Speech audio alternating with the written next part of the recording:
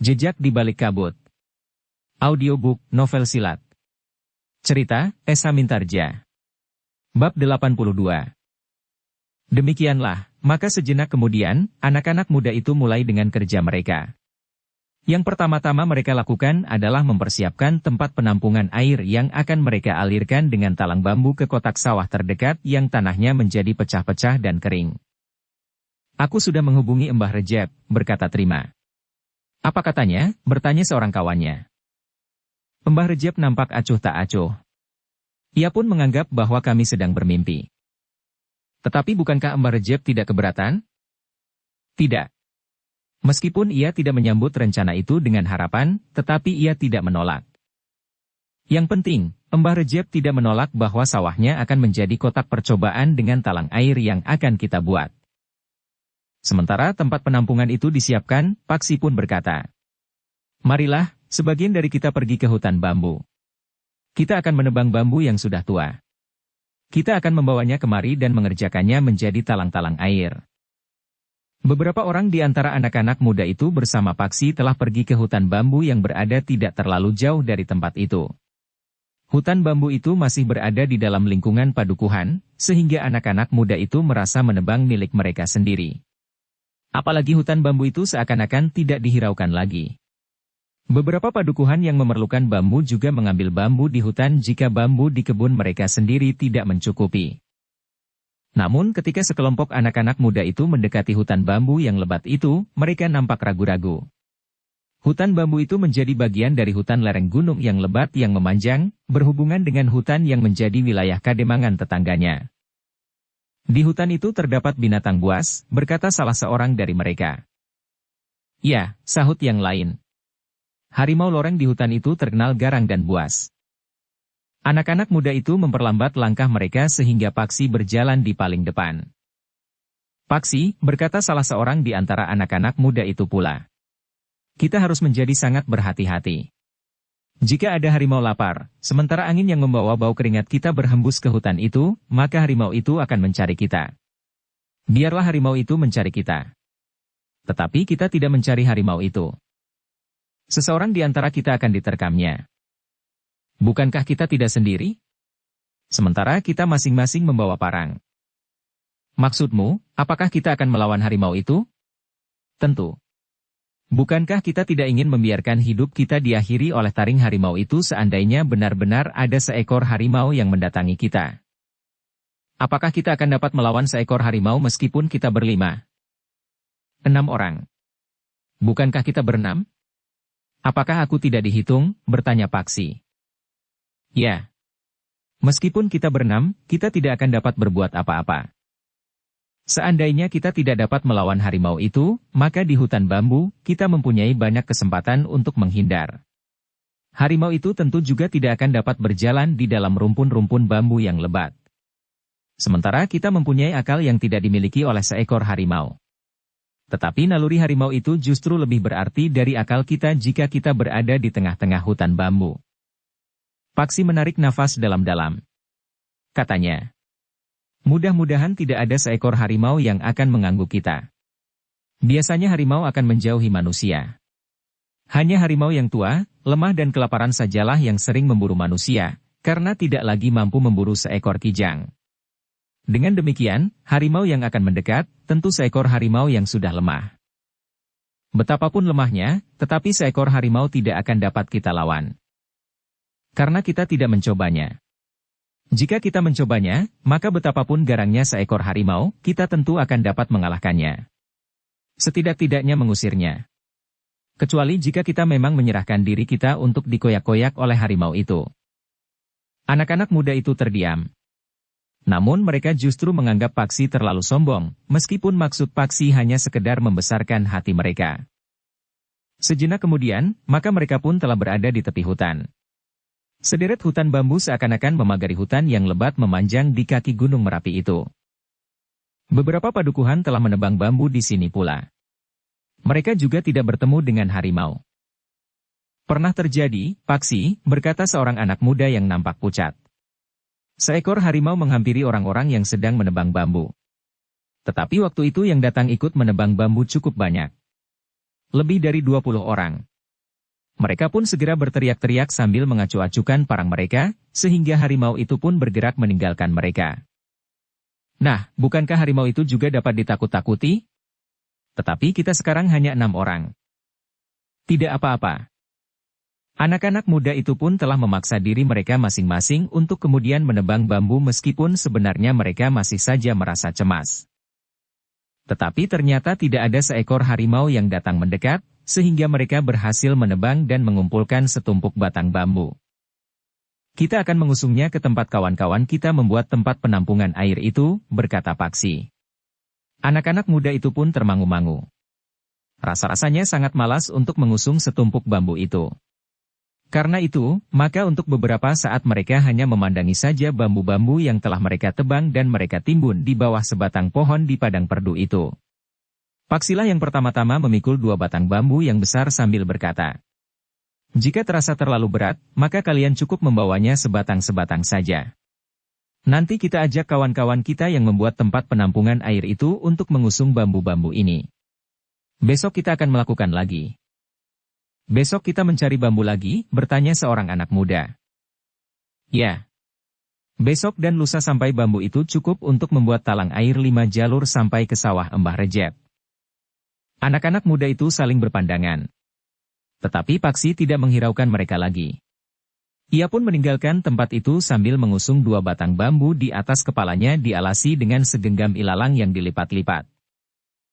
Anak-anak muda itu termangu-mangu. Namun mereka tidak akan mampu mengusung 2 batang bambu sekaligus. Mungkin dengan memaksa diri mereka kuat mengangkat dan meletakkannya di atas kepala. Tetapi pada saat mereka beringsut selangkah, mereka tentu akan merasa sangat letih. Karena itu, seperti yang dikatakan oleh Paksi, mereka masing-masing hanya membawa sebatang bambu. Dalam pada itu, selagi anak-anak muda itu sibuk mempersiapkan pembuatan talang air, Ki Demang telah berada di rumah Ki Bekel. Sementara itu, Ki Bekel sendiri langsung pergi ke rumah Ki Demang di Randu Cawang. Seorang bebahu yang menerima kedatangan Ki Demang telah menunjukkan orang-orang yang telah terbunuh dan terbaring di pendapa. Seorang di antara mereka terbunuh oleh Ki Bekel saat orang itu menyerang Ki Bekel dengan tiba-tiba, sehingga Ki Bekel tidak sempat membuat pertimbangan-pertimbangan lain. Dengan gerak naluriah, Ki Bekel telah menjulurkan tombaknya menyongsong lawannya yang sedang menyerangnya. Ki Demang mengangguk-angguk. Sementara bebahu itu pun berkata selanjutnya, "Sedangkan 2 orang yang lain sebenarnya dapat ditangkap hidup-hidup. Tetapi ketika banyak orang berkerumun di halaman ini serta mengamati keduanya yang diikat masing-masing pada sebatang pohon, ternyata kawan dari kedua orang yang tertangkap hidup-hidup itu pun hadir pula. Tidak seorang pun yang menyadari apa yang telah terjadi. Tetapi pada saat kami melihat darah mengalir di dadanya, barulah kami sadari bahwa orang itu sudah terbunuh. Tentu oleh kawannya sendiri untuk menghindari agar persoalannya tidak dapat ditelusur lebih lanjut, siapakah yang telah memerintahkan mereka. Menurut pendapatku, keduanya bukan orang Randu Cawang." Ki Bekel juga menduga seperti itu. Namun Ki Bekel ingin kepastiannya. Jika Ki Demang Randu Cawang bersedia datang, maka kita akan dapat mendengar kesaksiannya. Ki Demang mengangguk-angguk. Sementara itu terdengar derap kaki kuda yang berhenti di depan regol. Sejenak kemudian, maka Ki Bekel dan Ki Demang Randu Cawang memasuki regol halaman rumah Ki Bekel itu. Ketika Ki Demang melihat kehadiran Ki Demang Randu Cawang, maka ia pun segera menyongsongnya. "Selamat datang, Ki Demang." Ki Demang Randu Cawang itu mengangguk hormat sambil menjawab, "Terima kasih, Ki Demang. Aku memerlukan datang setelah aku mendengar peristiwa yang terjadi di sini dari Ki Bekel." Ki Bekel pun kemudian membawa kedua orang Demang itu ke pendapa. Kepada Ki Demang Randu Cawang ia pun berkata, "Inilah, Ki Demang, orang yang mengaku penghuni Kademangan Randu Cawang. Bahkan orang itu mengaku telah mendapat perintah Ki Demang untuk menangkap kedua orang pengembara yang kebetulan berada di rumahku, karena keduanya diduga telah melakukan perampokan di Kademangan Randu Cawang." Ki Demang Randu Cawang itu pun kemudian mengamati ketiga orang yang terbujur di pendapa rumah Ki Bekel itu. Namun kemudian Ki Demang pun menggelengkan kepalanya sambil berkata, "Aku tidak mengenal mereka. Aku pun tidak pernah memerintahkan mereka untuk menangkap perampok-perampok yang telah merampok di Randu Cawang." "Tetapi apakah benar telah terjadi perampokan di Randu Cawang, Ki Demang?" bertanya Ki Bekel. "Ya. Tetapi perampokan itu tidak dilakukan oleh kebanyakan perampok. Perampok itu dapat melakukan hal-hal yang nampaknya mustahil. Ketika beberapa orang mencoba melawannya, maka dengan kekuatan ilmunya salah seorang dari para perampok itu telah merobohkan regol rumah orang yang dirampoknya itu tanpa menyentuhnya. Apakah para perampok itu sudah kelihatan tua? Ya. Ada di antara mereka yang sudah kelihatan tua. Tetapi justru orang itulah yang memiliki ilmu yang sangat tinggi. Karena itu, maka aku telah memutuskan untuk tidak memburunya. Siapapun yang mencoba menangkapnya, tentu akan mati olehnya. Sedangkan kedua orang pengembara yang ada di rumah Ki Bekel, keduanya masih muda. Wujud mereka, wajah mereka dan kata-kata serta sikap mereka, sama sekali tidak mencerminkan sikap dan tingkah laku seorang perampok. Mereka pun telah memberikan gagasan untuk mencari jalan, agar padukuhan ini tidak tertinggal terlalu jauh dari padukuhan-padukuhan yang lain. Gagasan apa yang mereka berikan? Bertanya Ki Demang. Membuat saluran air. Tetapi itu adalah sekedar perwujudan dari dasar gagasannya. Gagasan yang mendasar dari kedua orang pengembara itu adalah melawan kemalasan. Kesediaan bekerja keras untuk membangun padukuhan ini. Kedua orang Demang itu saling berpandangan. Dengan nada dalam Ki Demang pun kemudian berkata, "Aku ingin berbicara dengan kedua orang pengembara itu. Aku akan mengatakan kepada mereka. Biarlah nanti saat malam turun, mereka datang menghadap Ki Demang." Ki Demang mengangguk-angguk. Sementara itu Ki Demang Randu Cawang pun berkata, "Tentu bukan bagian dari para perampok yang telah merampok di Kademangan Randu Cawang. Perampok di Randu Cawang itu tentu gerombolan yang pernah merampok di padukuhan sebelah," berkata Ki Demang. Ciri-ciri para perampoknya pun sama.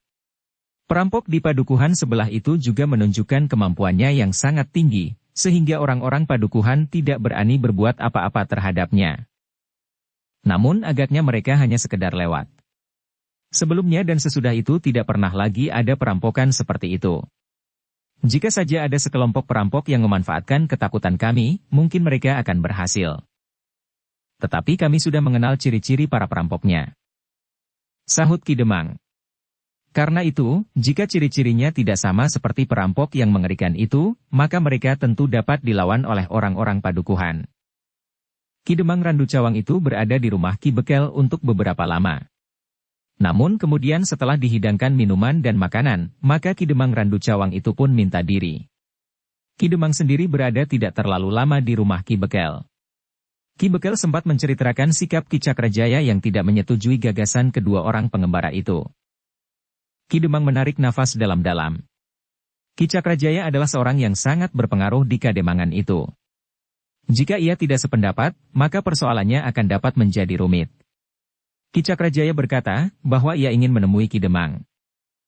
Ki Demang mengangguk-angguk. Namun ia pun kemudian menjawab, "Baiklah. Biarlah Ki Cakrajaya menemui aku. Mungkin aku dapat menjelaskan persoalannya." Tetapi sikap Ki Cakrajaya itu benar-benar menggelisahkan Ki Demang. Beberapa saat kemudian, Ki Demang pun telah minta diri pula. Sebelum ia meninggalkan rumah Ki Bekel, maka Ki Demang itu pun memberikan persetujuannya, bahwa ketiga sosok mayat itu akan dikuburkan. "Nanti, biarlah kedua orang pengembara itu menghadap Ki Demang," berkata Ki Bekel. Sementara itu, di rumahnya, Ki Cakrajaya menjadi sangat marah kepada anaknya. Ternyata di luar pengetahuan Ki Cakrajaya, Wandawa telah menghubungi dan minta beberapa orang upahan untuk mengambil dua orang pengembara di rumah Ki Bekel. "Jika ketahuan bahwa kau yang telah memerintahkan mereka, maka kedudukan kita akan menjadi semakin lemah. Bahkan seorang kawanmu yang sudah membuka rahasia alasan kita yang sebenarnya menentang membuat saluran air itu, sudah mencoreng arang di wajah kita. Kemudian kau telah memerintahkan orang-orang upahan itu untuk mengambil kedua orang pengembara yang berada di rumah Ki Bekel, tetapi justru gagal. Untunglah kedua orang yang tertangkap hidup itu dapat dibungkam agar tidak berbicara dan menyebut-nyebut namamu." "Jadi kenapa ayah masih risau?" bertanya Wandawa. "Bahwa kau telah berbuat lancang. Mungkin pada kesempatan lain kau akan melakukan lagi satu perbuatan yang merugikan sekali. Selebihnya, kau telah mengeluarkan uang banyak tanpa hasil apa-apa. Upah orang-orangmu itu banyak sekali. Selain upah mereka, maka setiap nyawa dari kawan-kawan mereka pun mempunyai harga tersendiri. Semalam 3 orang di antara mereka mati. Aku tidak akan membayar upah mereka. Aku mengupah mereka untuk satu tugas tertentu. Tetapi mereka tidak dapat melakukannya. Dengan demikian, aku tidak merasa wajib membayarnya. Kau tahu akibatnya? Bertanya Ki Cakrajaya. Wandawa terdiam. Sementara ayahnya berkata, jika mereka merasa kecewa, maka akan dapat membuat kesulitan kepada kita. Untuk selanjutnya, kita pun akan kesulitan jika kita memerlukan tenaga mereka untuk kepentingan yang lebih besar. Bahkan mungkin mereka akan mendendam kepada kita dan mengambil langkah-langkah kewadagan. Bukankah kita tidak takut kepada mereka? Ayah mempunyai ilmu yang tinggi. Aku mempunyai ilmu yang tinggi yang dapat melindungi diriku sendiri. Tetapi kau sendiri? Ilmumu tidak maju-maju karena kau terlalu malas untuk berlatih. Kau merasa dapat melindungi dirimu sendiri dengan uangmu, uang kita. Wandawa tidak segera menjawab. Wajahnya nampak gelap. Wandawa, berkata ayahnya. Lain kali kau tidak boleh bertindak sendiri tanpa sepengetahuanku. Kita masih beruntung, bahwa yang kau lakukan semalam masih dapat diredam. Tetapi kau harus membayar upah yang kau janjikan serta tebusan untuk setiap nyawa. Orang-orang itu seharusnya juga mempunyai harga diri. Mereka seharusnya tidak menuntut upah dari tugas yang gagal itu. Jangan berharap. Kecuali jika mereka sendiri yang menyatakan kepadamu bahwa mereka tidak minta upah dari tugas yang gagal itu. Wandawa termangu-mangu sejenak. Sementara ayahnya berkata pula. Ingat, Wandawa. Jangan berbuat apa-apa tanpa sepengetahuanku. Kali ini kita masih dapat menyelamatkan diri meskipun harus mengorbankan 3 nyawa. Sementara itu, kita harus membayar tebusan bagi ketiganya. Wandawa tidak menyahut. Hari ini kita jangan berbuat apa-apa. Kedua orang pengembara itu tentu sudah mulai mengerjakan rencana gilanya itu bersama-sama anak-anak dungu yang berhasil dipengaruhinya. Jangan menyebut mereka anak-anak dungu. Mereka justru anak-anak yang dapat melihat lebih jauh ke depan dari kawan-kawannya. Justru mereka yang tidak terpengaruh oleh kedua pengembara dengan gagasannya yang cemerlang itulah yang dungu. Tetapi bukankah ayah menghendaki rencana itu batal? Ya. Aku menginginkan anak-anak muda itu tetap dungu agar mereka tidak mau mendengarkan gagasan kedua orang pengembara itu. Aku tetap berpendirian bahwa kedua orang pengembara itulah yang harus dihapuskan lebih dahulu. Kau dengar dari orang-orang yang sempat melarikan diri, bahwa kedua orang pengembara itu dan bahkan Ki Bekel mencurigai bahwa kitalah yang telah menggerakkan orang-orang yang datang ke rumah Ki Bekel. Mereka tidak percaya bahwa orang-orang yang datang itu adalah orang-orang Randu Cawang. Sementara itu, Ki Demang Randu Cawang telah diminta pula untuk datang melihat orang-orang yang terbunuh itu. Wandawa termangu-mangu sejenak. Persoalannya tidak lagi sederhana, Wandawa. Semakin lama semakin rumit. Apalagi jika kau masih saja bertindak sendiri tanpa sepengetahuanku. Wandawa masih saja diam. Tetapi Ki Cakrajaya tidak yakin bahwa kediaman Wandawa itu berarti menyetujui pendapatnya. Meskipun demikian, Ki Cakrajaya itu berkata sekali lagi. Jika kau tidak mau semuanya menjadi gagal, sekali lagi aku peringatkan, jangan berbuat apa-apa lebih dahulu. Aku akan menemui Ki Demang. Aku akan mempergunakan pengaruhku dan sedikit menakut-nakuti. Mudah-mudahan aku dapat menghentikan dengan bersandar pada kuasa Ki Demang di Kademangan ini. Dengan demikian, maka Ki Bekel tidak akan dapat berbuat apa-apa. Ia harus tunduk membatalkan kerja anak-anak muda itu. Wandawa tidak menjawab. Ki Cakrajaya pun kemudian telah mempersiapkan kudanya. Bersama seorang pengawalnya, maka Ki Cakrajaya pun telah pergi ke rumah Ki Demang. Kedatangan Ki Cakrajaya membuat Ki Demang menjadi berdebar-debar. Ia belum lama pulang dari rumah Ki Bekel untuk melihat ketiga orang yang terbunuh itu. Marilah, Ki Cakrajaya. Silahkan naik. Ki Cakrajaya mengangguk sambil melangkah menaiki tangga pendapa rumah Ki Demang. Kemudian duduk di peringgitan. Dari mana saja Ki Cakrajaya? Bertanya Ki Demang. Dari rumah, Ki Demang. Aku sengaja ingin menemui Ki Demang. Ada sedikit masalah yang ingin aku bicarakan. Jantung Ki Demang berdebar semakin cepat. Ia tahu apa yang akan dibicarakan oleh Ki Cakrajaya. Sementara itu Ki Cakrajaya pun telah mengedarkan pandangan matanya memandangi tiang-tiang pendapa di rumah Ki Demang. Gebyok kayu yang memisahkan peringgitan dan bagian dalam rumahnya. Ukiran-ukiran yang rumit yang terdapat pada tiang-tiang pendapa serta gebyok penyekat itu. Tiba-tiba saja Ki Cakrajaya itu berkata kepada pengawalnya. Kau lihat, sunggingan ukiran rumah Ki Demang ini sudah nampak suram. Iya, Ki Cakrajaya. Mungkin Ki Demang tidak begitu rajin membersihkannya. Atau mungkin karena sudah terlalu lama tidak disungging lagi. Apakah sunggingan pada ukiran itu sudah terlalu lama? Sungging pada uleng itu masih nampak cerah. Iya, Ki Demang. Ki Demang, bukankah aku telah mengupah orang untuk menyungging ukiran-ukiran di rumah Ki Demang beberapa waktu yang lalu? Dengan nada dalam Ki Demang itu pun menjawab. Iya, Ki Cakrajaya. Aku kira sudah waktunya aku mengupah lagi orang itu untuk menyungging kembali ukiran-ukiran yang bagus dan rumit di rumah Ki Demang ini. Baju Ki Demang mulai basah oleh keringat. Katanya. Sudahlah, Ki Cakrajaya. Aku mengucapkan terima kasih. Aku kira warna sungging itu masih cerah jika nanti aku bersihkan. Tidak apa-apa, Ki Demang. Aku kenal baik dengan juru sungging itu. Orang itu juga yang telah mewarnai ukiran-ukiran pada tiang-tiang di pendapa rumahku. Aku mengucapkan terima kasih, Ki Cakrajaya. Agaknya aku belum memerlukannya sekarang. Selain warna-warna pada ukiran itu masih terang, apalagi jika dibersihkan, aku pun sedang sibuk sehingga aku masih belum sempat memikirkan ukiran pada tiang dan gebyok di rumahku. Ki Cakrajaya tersenyum. Katanya. Jangan segan-segan, Ki Demang. Atau mungkin Ki Demang memerlukan yang lain. Seekor kuda tunggangan yang tegar atau sepasang lembu untuk mengerjakan sawah? Tidak, Ki Cakrajaya. Sekarang aku belum memerlukan apa-apa. Segala sesuatunya masih cukup. Baiklah. Ki Cakrajaya mengangguk-angguk. Nampaknya Ki Demang memang belum memerlukan apa-apa sekarang. Agaknya justru akulah yang memerlukan bantuan Ki Demang sekarang ini. Ki Demang menjadi semakin berdebar-debar. Ia sudah menduga bantuan apakah yang diperlukan oleh Ki Cakrajaya itu.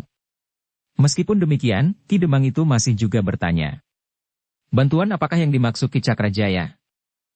Ki Cakrajaya itu menaik nafas dalam-dalam. Setelah merenung sejenak, maka ia pun berkata. Bukankah Ki Demang sudah mendengar kehadiran dua orang pengembara di rumah Ki Bekel? Ki Demang menarik nafas panjang. Sambil mengangguk-angguk ia pun menjawab. Iya, Ki Cakrajaya. Aku sudah mendengar. Tadi aku berada di rumah Ki Bekel karena beberapa orang perampok telah datang ke rumah Ki Bekel itu. Mereka bukan perampok, Ki Demang.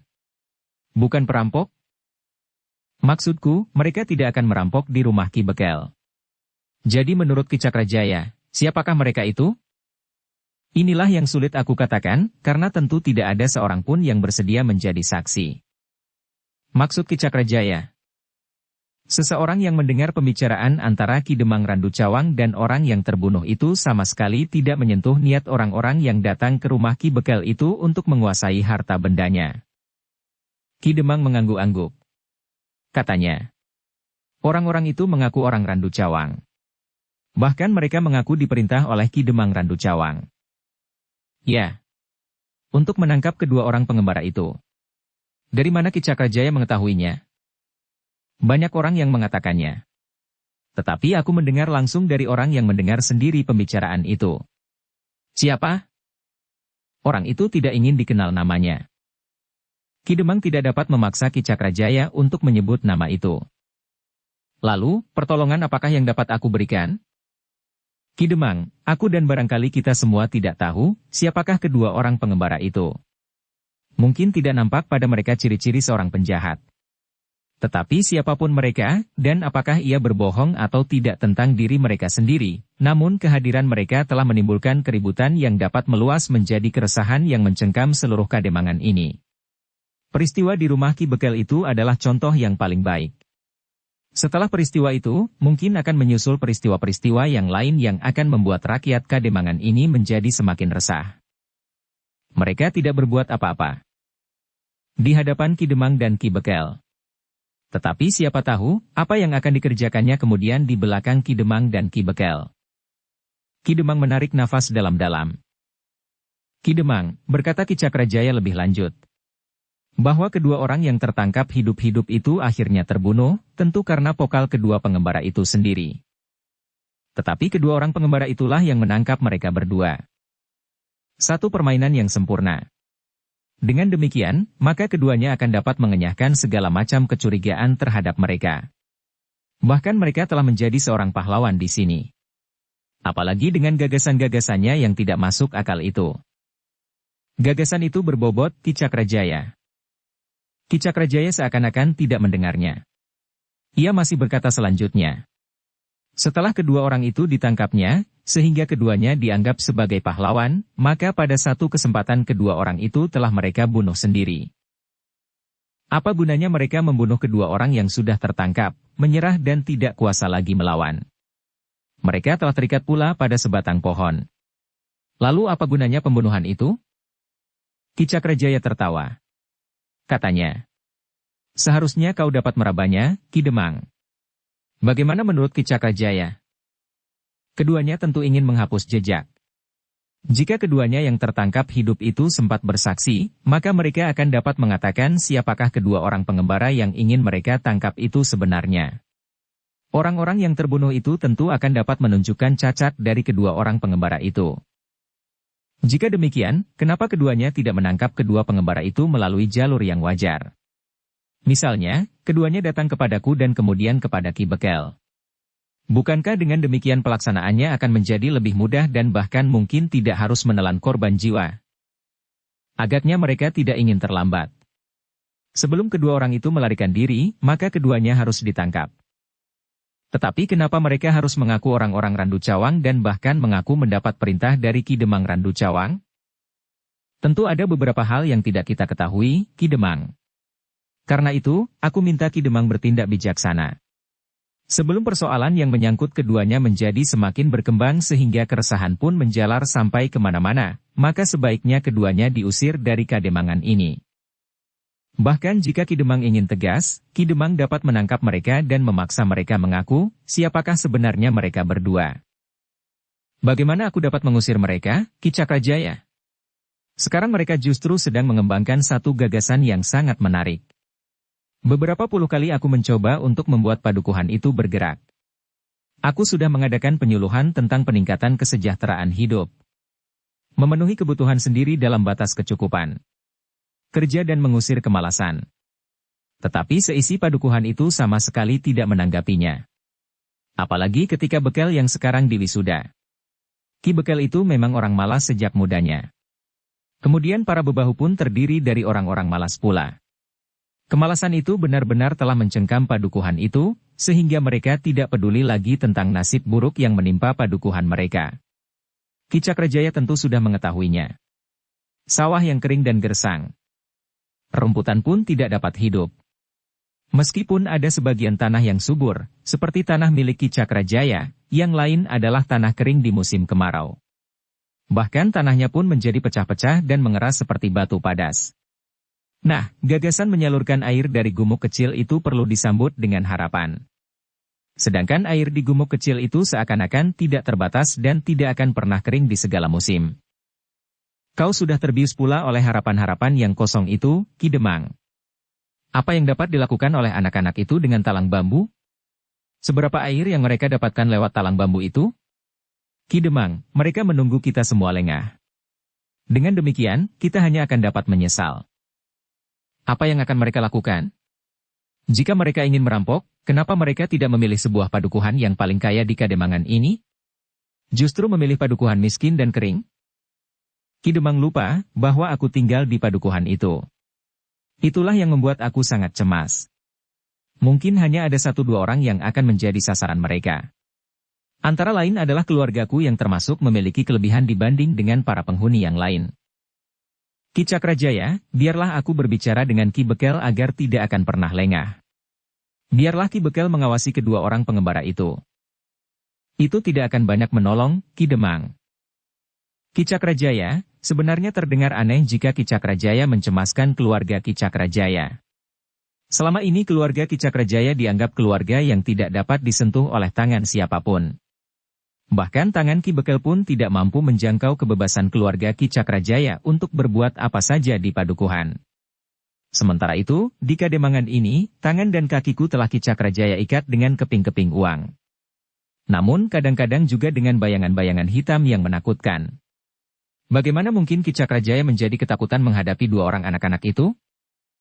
Dua orang anak-anak itu yang nampak di mata kita. Sudahlah, Ki Cakrajaya. Jangan cemas. Ki Cakrajaya adalah orang yang memiliki ilmu yang tinggi. Demikian pula anak laki-laki Ki Cakrajaya itu. Kemudian beberapa orang yang bekerja pada Ki Cakrajaya. Selebihnya kesiagaan Ki Bekel serta anak-anak muda di padukuhan. Ki Bekel mempergunakan 3/4 waktu hidupnya untuk tidur. Siang dan malam. Maaf, Ki Cakrajaya. Baiklah, aku berterus terang. Sebenarnya aku ingin melihat hasil gagasan anak-anak muda yang menyebut diri mereka pengembara itu. Wajah Ki Cakrajaya menjadi tegang. Nada suaranya pun telah meninggi. Ki Demang, aku minta Ki Demang memerintahkan kedua orang pengembara itu pergi. Namun Ki Demang itu menggeleng. Ki Cakrajaya, aku bukannya orang yang tidak mengenal terima kasih atas segala macam pemberian Ki Cakrajaya bagi keluargaku. Tetapi aku juga ingin melihat kehidupan di padukuhan itu berubah. Perubahan itu tidak perlu, Ki Demang. Kehidupan di padukuhanku sudah cukup tenang dan tenteram.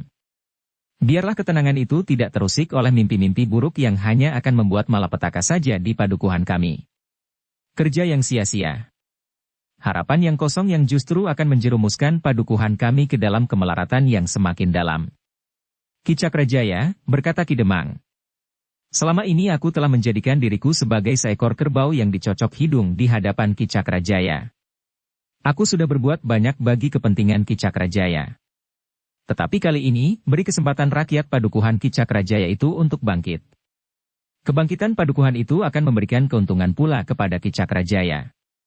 Ki Cakrajaya dapat memperluas jaring-jaring perdagangan. Semakin tinggi kesejahteraan rakyat di sekitar Ki Cakrajaya, maka kebutuhan mereka pun akan meningkat. Dagangan Ki Cakrajaya pun akan menjadi semakin laku. Tidak hanya di pasar-pasar yang sedang ramai di hari pasaran. Tetapi di rumah pun Ki Cakrajaya akan melayani banyak orang yang kehidupan mereka menjadi semakin baik. Mimpi seperti itulah yang aku maksudkan, Ki Demang. Daripada mereka merasa menjadi sangat kecewa setelah mereka terbangun, maka sebaiknya Ki Demang mencegahnya. Ki Demang menarik nafas dalam-dalam.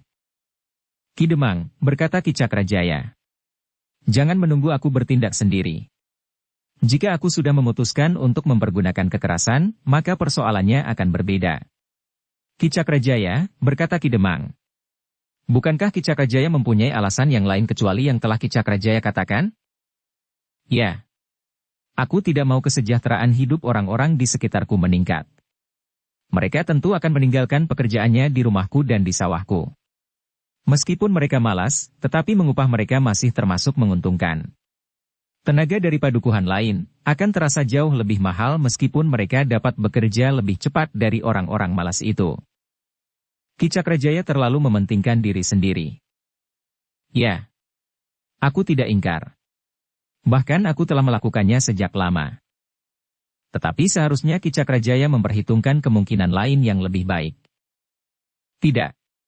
Aku tidak menginginkan satu perubahan apapun terjadi di padukuhan ini. Jika demikian, bukankah orang-orang yang datang untuk menangkap kedua pengembara, tetapi justru 3 orang di antara mereka terbunuh itu, Ki Cakrajaya pula yang mengirimkan? Tidak. Ki Cakrajaya menjawab dengan tegas. Aku tidak akan berbuat sebodoh itu. Buat apa aku mengirimkan orang jika aku mempunyai jalan lain? Bukankah aku dapat berbicara dengan Ki Demang untuk minta agar anak-anak itu diusir dari padukuhan kami? Ki Cakrajaya, aku akan berusaha untuk memenuhi keinginan-keinginan Ki Cakrajaya yang lain. Tetapi aku tidak berani mengusir kedua orang pengembara yang sudah membuat kesepakatan dengan Ki Bekel. Seperti yang aku katakan, aku pun sangat berharap bahwa padukuhan yang satu itu dapat menyusul ketertinggalannya. Sementara padukuhan-padukuhan yang lain menjadi semakin sejahtera, di padukuhan itu masih saja terdengar dengkur orang yang tertidur lelap, meskipun perutnya lapar. Aku adalah satu di antara mereka yang menghendaki padukuhan itu tertidur terus. Maaf, Ki Cakrajaya. Kali ini biarkan padukuhan itu mulai bangkit. Seperti yang aku katakan tadi, kebangkitan padukuhan itu akan dapat menumbuhkan pula kemampuan daya beli mereka. Nah, tentu satu kemungkinan baru untuk memasarkan barang-barang dagangan Ki Cakrajaya. Seandainya Ki Cakrajaya belum mulai sekarang, Ki Cakrajaya dapat memikirkan kemungkinan untuk menjual selain kebutuhan sehari-hari, juga kain lurik. Bukankah setiap orang membutuhkannya? Juga alat-alat pertanian yang selama ini seakan-akan tidak diperlukan karena sawah para penghuninya menjadi kering. Ki Demang, jangan mengajari aku berdagang. Aku sudah melakukannya bertahun-tahun. Selain berdagang hasil bumi, peralatan pertanian, aku juga sudah berdagang kain. Bahkan aku membawa dagangan kain sutra halus buatan negeri asing. Perhitungan serta naluriku sebagai pedagang, tentu lebih tajam dari Ki Demang yang setiap hari hanya mengurusi orang-orang Kademangan yang dungu ini. Aku percaya, Ki Cakrajaya. Aku juga tahu bahwa Ki Cakrajaya seorang pedagang emas, intan, berlian dan batu-batu permata yang lain. Berdagang wesi aji dan berbagai macam benda yang bertuah. Tetapi mungkin ada satu hal yang terlampaui tidak sempat Ki Cakrajaya pikirkan. Sudah cukup, Ki Demang, berkata Ki Cakrajaya. Aku hanya minta dalam 2 atau selambat-lambatnya 3 hari ini, kedua orang pengembara itu sudah pergi. Atau Ki Demang tidak usah terkejut jika hubungan kita selama ini diketahui oleh banyak orang. Ki Demang mengatupkan giginya rapat-rapat. Terasa dadanya menjadi pepat. Tetapi ia tidak dapat berbuat apa-apa. Yang kemudian menghentak-hentak di dadanya adalah penyesalan bahwa ia sudah menerima banyak pemberian dari Ki Cakrajaya. Sementara itu, Ki Cakrajaya tidak menunggu lebih lama lagi. Ia pun kemudian bangkit berdiri dan berkata, "Aku minta diri, Ki Demang. Ki Demang sudah tahu keinginanku. Aku berharap Ki Demang dapat memenuhinya." Ki Demang tidak menjawab. Sementara itu, Ki Cakrajaya pun segera meninggalkan rumah Ki Demang itu. Sepeninggal Ki Cakrajaya, Ki Demang duduk merenungi dirinya sendiri. Penyesalan semakin terasa menghunjam di hatinya. Ada niatnya untuk mengusir kedua orang perantau itu dan tidak memperdulikan keadaan padukuhan yang miskin itu. Tetapi ternyata nuraninya tidak membenarkannya. "Kenapa baru sekarang aku dapat mendengarkan kata nuraniku sendiri?" berkata Ki Demang itu kepada diri sendiri. Dalam pada itu, di gumuk kecil, Wijang dan Paksi telah menunjukkan kerja yang harus dilakukan. Wijang dan Paksi berhasil memaksa dengan caranya, sehingga anak-anak muda itu bersedia mengusung setumpuk bambu ke dekat gumuk kecil. Sementara yang lain telah mulai membuat semacam kolam penampungan air yang mengalir dari atas serta dari sela-sela batu-batu padas. Ternyata air itu cukup deras sehingga akan mencukupi untuk mengairi sebulak sawah. Namun untuk sementara air itu masih harus dialirkan mengikuti jalur alami yang telah dibuat oleh arus air itu sendiri, sebelum dibuat sebuah parit yang memadai. Wijang dan Paksi pun telah memberikan beberapa petunjuk bagaimana mereka harus membuat talang. Membuat tiang-tiang penyangga di tanah-tanah yang lekuk. Namun mereka harus meratakan tanah-tanah yang agak mencuat dari permukaan. Kita akan mulai membuat talang air. Sementara sebagian dari kita masih akan menebang bambu dari hutan di sebelah, berkata Paksi. Namun ternyata agak di luar dugaan Wijang dan Paksi, bahwa anak-anak muda itu menjadi gembira dengan kerja yang mereka lakukan. Pada saat lewat tengah hari, 2 orang telah datang dari padukuhan sambil membawa makan dan minum bagi anak-anak muda yang sedang sibuk bekerja. "Kita berhenti sebentar untuk makan," berkata Wijang. Mereka yang menyiapkan tempat penampungan air dan mereka yang mengusung bambu pun kemudian menghentikan kerja mereka. Mereka mencuci tangan dan kaki. Kemudian duduk di bawah pepohonan yang rimbun. Alangkah nikmatnya makan di bawah pohon yang rimbun itu. Sekali-sekali mereka mengusap keringat yang masih saja mengalir di leher dan kening. Yang mereka makan pada waktu itu tidak berbeda dengan apa yang mereka makan sehari-hari. Namun rasa-rasanya jadi lain. Yang mereka makan itu seolah-olah jenis nasi dan sayur yang belum pernah mereka makan sebelumnya. Kedua orang yang membawa makan dan minum itu pun telah ikut pula makan bersama anak-anak muda itu. Sekali-sekali mereka meneguk air dari dalam gendi. Terasa betapa segarnya. Tetapi seorang anak muda yang sudah selesai makan berkata, "Kita tidak kekurangan minum di sini. Air yang menitik itu rasanya segar sekali. Meskipun udara terasa terik, namun air itu tetap dingin, sehingga ketika melewati kerongkongan, rasa-rasanya seluruh tubuh telah berendam di air yang dingin dan sejuk di bawah pepohonan yang rimbun serta diusap oleh silirnya angin yang lembut." Kawannya tertawa.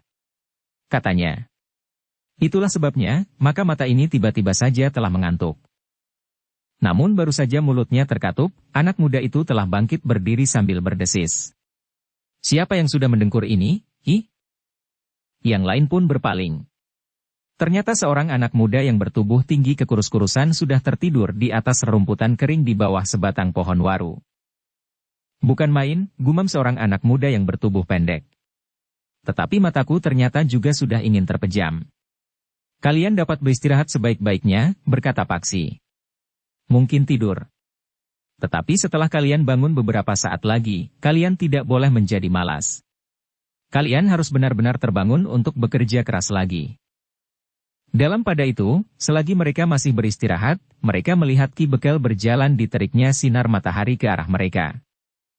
Selamat siang, Ki Bekel, sapa Wijang dan Paksi hampir bersamaan. Selamat siang. Selamat siang, anak-anak muda. Selamat siang, Ki Bekel, jawab anak-anak muda itu. Sementara seorang yang lain pun berkata, kami baru saja makan, Ki Bekel. Perut kami telah terisi penuh. Mungkin Ki Bekel juga belum sempat makan di rumah? Sudah. Aku sudah makan bersama beberapa orang yang baru saja menguburkan ketiga sosok mayat itu. Aku sudah kenyang. Ki Bekel itu pun kemudian telah ikut duduk pula di bawah pohon yang rimbun bersama dengan anak-anak muda yang sedang beristirahat itu. Ternyata kerja anak-anak muda itu membuat jantung Ki Bekel bergetar. Ia tidak mengira bahwa anak-anak yang malas itu mampu menebang dan kemudian mengumpulkan setumpuk batang bambu serta membuat tanggul penampungan air. Begitu cepatnya mereka mengerjakannya. Namun anak-anak muda yang datang itu memang lebih banyak dari kemarin. Satu perkembangan yang sangat menggembirakan. Kami sedang beristirahat, Ki Bekel, berkata Wijang kemudian. Silahkan, sahut Ki Bekel. Aku baru dapat datang kemari setelah lewat tengah hari. Tadi pagi kami menyelenggarakan penguburan ketiga orang yang terbunuh, setelah mendapat persetujuan Ki Demang dan Ki Demang dari Randu Cawang. Kami baru mulai dengan kerja yang sesungguhnya, Ki Bekel. Baru inilah yang dapat kami kerjakan. Menurut pendapatku, kalian bekerja sangat cepat. Setumpuk bambu dan tanggul yang membujur ini, bukankah kalian baru mulai pagi tadi? Iya, Ki Bekel. Aku tidak dapat membayangkan bagaimana anak-anak malas ini dapat mengerjakan semuanya ini setengah hari.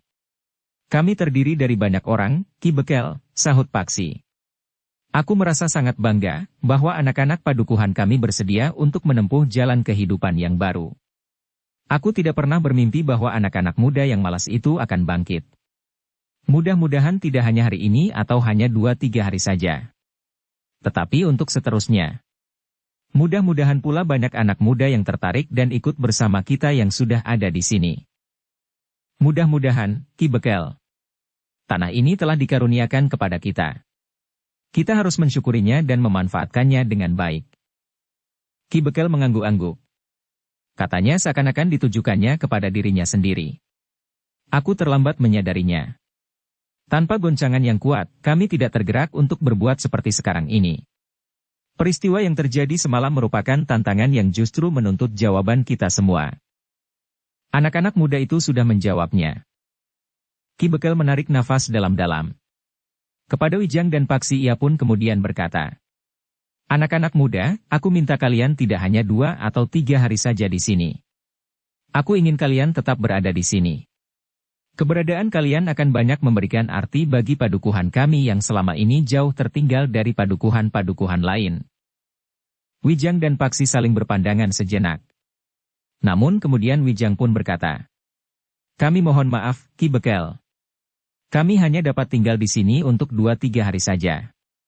Kami masih harus menempuh perjalanan panjang. Bukankah kalian pengembara yang tidak terikat oleh waktu dan ruang? Kalian dapat berada di mana saja dan kapan saja tanpa ada bedanya. Wijang tersenyum. Katanya, Ki Bekel benar. Tetapi kami tidak dapat berada di satu tempat terlalu lama. Kami tidak dapat tinggal lebih dari sepekan. Itukah paugeran yang mengikat seorang pengembara? Tidak, Ki Bekel. Tetapi niat kami dalam pengembaraan kamilah yang telah mengikat kami. Ki Bekel menarik nafas dalam-dalam. Sementara Wijang pun berkata, Ki Bekel, kami akan mulai membuat talang air.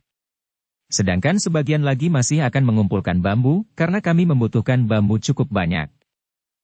Ki Bekel mengangguk-angguk, sedangkan Paksi berkata selanjutnya. Jika kami sudah mulai, maka anak-anak muda itu tinggal melanjutkannya. Mereka akan dapat melakukannya sendiri. Apalagi Ki Bekel sendiri telah hadir di arena. Agaknya tidak akan ada kesulitan lagi, Ki Bekel. Ki Bekel terdiam. Sebenarnya lah bahwa ia merasa kecewa bahwa anak-anak muda yang mengaku sebagai pengembara itu akan segera meninggalkan kerja yang baru dimulai itu. Sebenarnya Wijang sendiri juga ingin melihat air yang kemudian akan mengalir lewat beberapa jalur talang bambu dan tumpah di atas tanah yang kering milik Mbah Rejep. Tetapi Wijang pun tahu benar bahwa Paksi ingin segera melanjutkan perjalanan untuk mencari adiknya. Jika mereka menemukan adik Paksi itu berada di dalam keadaan yang buruk, maka Paksi akan dapat menyalahkannya, karena mereka terlalu lama menyusulnya. Karena itu, maka Wijang tidak dapat menunda-nunda lagi perjalanan mereka. Dalam pada itu, setelah beristirahat beberapa saat, maka Wijang dan Paksi pun telah mengajak anak-anak muda itu untuk bangkit dan melanjutkan kerja mereka. Beberapa orang di antara mereka sempat tertidur. Sementara yang lain mulai memejamkan mata mereka. Rasa-rasanya memang malas sekali untuk mulai dengan kerja berat di teriknya matahari, justru setelah mereka beristirahat di bawah rimbunnya pepohonan. Angin yang berhembus di padang perdu di kaki gunung itu membuat anak-anak muda itu seakan-akan terbius. Marilah. Ki Bekelah yang bangkit lebih dahulu. Aku akan ikut bekerja sama kalian. Ah, jangan Ki Bekel, cegah Wijang. Bahwa Ki Bekel hadir di sini sudah memberikan dorongan yang sangat kuat kepada kami. Tidak apa-apa. Aku harus ikut pula mengalami kerja. Sejak kanak-kanak aku adalah seorang yang malas pula, sehingga orang tuaku tidak memberikan teladan, apa yang sebaiknya harus aku lakukan. Nah, sekarang aku mendapat teladan, bagaimana sebuah padukuhan harus bekerja bagi kesejahteraan padukuhannya. Ternyata Ki Bekel memang tidak dapat dicegah. Disingsingkannya kain panjangnya. Dilepaskan bajunya pula. Dengan mengenakan caping bambu, Ki Bekel pun mulai ikut bekerja bersama dengan anak-anak muda yang masih saja menggeliat dan mengusap matanya. Tetapi ketika cangkul sudah berada di tangan, maka mereka pun telah kehilangan perasaan kantuk mereka. Demikian pula mereka yang mengusung bambu dari pinggir hutan bambu. Wijang dan Paksi sendiri juga mulai dengan kerja mereka ia minta terima dan beberapa orang yang lain untuk membantu Wijang mulai menggarap talang air dari lajur-lajur bambu yang sudah ada. Sementara itu, Paksi telah menemani anak-anak muda yang sedang mengusung bambu. Anak-anak muda itu masih saja dibayangi oleh ketakutan mereka terhadap kemungkinan munculnya seekor harimau loreng. Dengan terampil Wijang memotong bambu yang terhitung besar. Dilubanginya bambu itu di arah ruasnya untuk menghilangkan sekat-sekat ruasnya itu. Akan caping bambu, Ki Bekel pun mulai ikut bekerja bersama dengan anak-anak muda yang masih saja menggeliat dan mengusap matanya. Agaknya Wijang ingin membuat satu jelujur talang lebih dahulu. Biarlah kemudian anak-anak muda itu membuatnya pula. Sementara itu, matahari pun bergerak semakin ke barat. Semakin lama menjadi semakin rendah. Ketika Wijang dan Paksi melihat bahwa anak-anak muda yang bekerja bersama mereka itu menjadi sangat lebih, maka Wijang dan Paksi pun telah menghentikan kerja itu. Kepada anak-anak muda itu, Wijang pun berkata, "Besok kita mulai lebih pagi lagi. Malam nanti kita tidur nyenyak. Mudah-mudahan kita tidak terganggu lagi. Sebelum tidur, gosoklah kaki dan tangan kalian dengan kencur yang dipipis dengan sedikit beras. Mudah-mudahan besok kalian merasa segar dan sehat saat bangun tidur. Apalagi jika kalian bangun pagi-pagi sekali." Beberapa saat kemudian, gumuk kecil itu pun menjadi sepi. Wijang, Paksi dan anak-anak muda yang bekerja keras untuk membuat talang air itu sudah kembali ke padukuhan dan pulang ke rumah masing-masing. Namun tidak semua orang tua menjadi bangga atas kesediaan anaknya bekerja keras membuat talang air yang akan dialirkan ke sawah Mbah Rejep itu. Ketika seorang yang bertubuh agak pendek, kurus dan perutnya buncit pulang, ayah dan ibunya segera memanggilnya. "Kemana saja kau sehari-harian, Hi?" "Aku pergi ke gumuk kecil itu, ayah." "Ada apa di gumuk kecil?" "Kami sedang membuat talang air." "Talang air apa?" "Kami sedang mencoba untuk mengalirkan air dari gumuk kecil itu ke bulak sawah yang kering itu. Meskipun tidak semuanya akan kebagian air, tetapi rasa-rasanya sebagian besar dari sawah kita akan dapat menjadi basah di segala musim." Bukan hanya di musim hujan saja kita dapat menanami sawah kita. Bohong. Siapakah yang mengatakannya? Dua orang pengembara. Tetapi Ki Bekel sependapat. Bahkan Ki Bekel ikut bekerja bersama kami. Ternyata kau menjadi semakin sering berbohong, hi? Besok kau tidak usah pergi ke gumuk kecil. Kau ikut ayah bekerja di rumah Ki Cakrajaya. Besok lusa Ki Cakrajaya akan mengirim gula kelapa 3 pedati ke pasar Mancawarna. Besok kita akan menghitung dan menempatkannya ke dalam keranjang. Tetapi aku sudah berjanji kepada Trima dan kepada Ki Bekel, besok aku akan datang ke gumuk kecil itu. Jangan dungu. Apakah kau mendapat upah jika kau bekerja di gumuk kecil itu? Tidak, ayah. Nah, jika demikian, kenapa kau pergi juga ke gumuk? Kami bekerja dengan pengharapan bagi masa depan padukuhan kita ini. Masa depan? Kau telah terbius oleh janji-janji manis. Berbeda dengan kerja di rumah Ki Cakrajaya. Kita akan langsung mendapat upah meskipun hanya sedikit. Tetapi besok kau perlu makan. Di gumuk aku juga mendapat makanan, ayah. Makan hingga perutku menjadi kenyang sekali. Siapa yang memberi makan? Mungkin Ki Bekel. Kau jangan membual. Tidak, ayah. Aku tidak membual. Jika aku sekedar membual, aku akan merasa lapar sekali sekarang ini. Tetapi rasa-rasanya perutku masih kenyang. Persetan dengan kerjamu di gumuk kecil itu. Pokoknya besok kau harus kerja di rumah Ki Cakrajaya bersamaku. Anak itu diam. Ia tidak berani membantah lagi. Ayahnya adalah seorang yang keras hati. Jika ia masih saja membantah, maka ayahnya akan segera marah. Mungkin sekali tangannya akan menampar mulutnya itu. Dengan gelisah anak itu pun pergi ke belakang mencari neneknya di dapur. Nek, berkata anak itu. Nenek mempunyai kencur. Kencur? Untuk apa?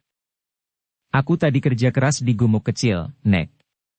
Aku dinasihatkan agar tangan dan kakiku diolesi kencur yang dipipis dengan sedikit beras.